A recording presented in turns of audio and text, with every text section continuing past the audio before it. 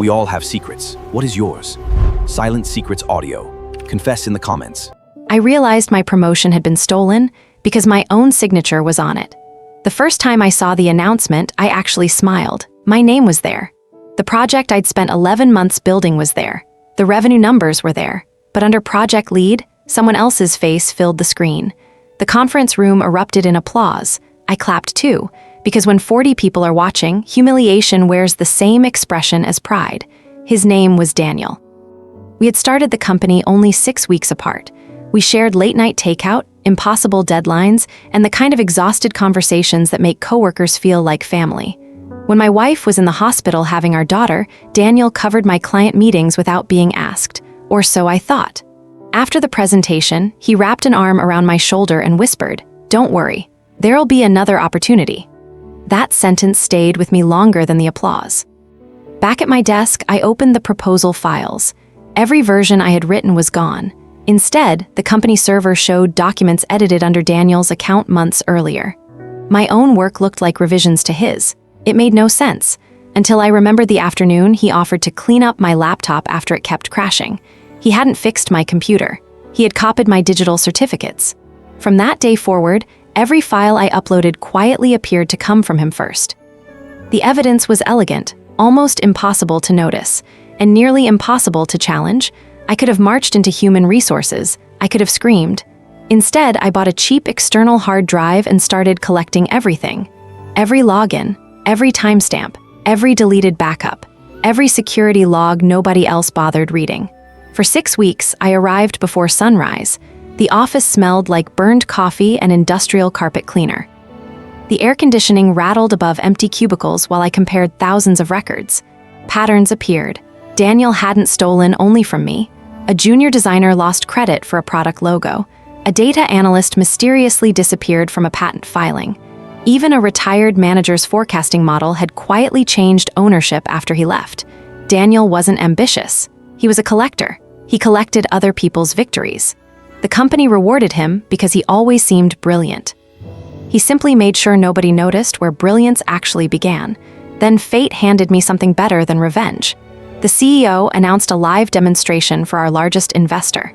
Daniel insisted on presenting alone. He loved audiences. He loved being the smartest person in every room. What he didn't know was that the security team had finally answered one question I'd submitted weeks earlier. Not to accuse anyone, just to verify unusual authentication activity. Their report arrived the morning of the presentation.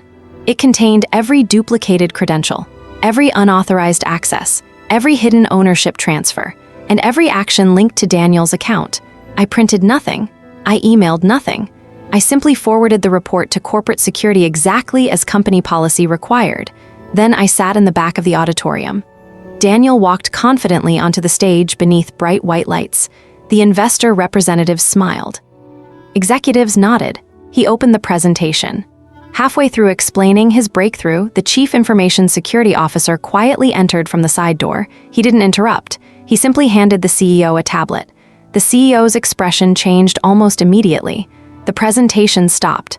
Not dramatically, not with shouting, just silence. Heavy, uncomfortable silence. Daniel looked confused as conversations spread across the front row. Someone asked him a question about the project's original development environment. He answered confidently. The security logs disagreed. Another executive asked why multiple engineers had identical editing histories attached to his credentials. His confidence cracked. The room became painfully still. Within 15 minutes, the meeting ended. Investors left. Executives stayed. Daniel never returned to our department. Weeks later, internal audits uncovered years of intellectual property theft affecting multiple teams. Several promotions were reversed. Compensation was adjusted. Patents were corrected. I was finally recognized as the project's original creator. Ironically, the title mattered far less than hearing someone simply say, "We got this wrong." People imagine revenge feels explosive. Mine sounded like printers humming, keyboards clicking, quiet signatures correcting old lies. I didn't destroy Daniel's career. He had built it on borrowed foundations. All I did was stop holding the walls up. Even now, when someone congratulates me for that project, I don't tell the whole story. Because the real lesson isn't that patience always wins. Sometimes it doesn't. Sometimes the truth arrives too late. Sometimes nobody apologizes, but every shortcut leaves footprints. And people who spend years stealing credit eventually forget one dangerous fact. They never learned how to create anything of their own. When the borrowed work disappears, so does the person pretending to own it.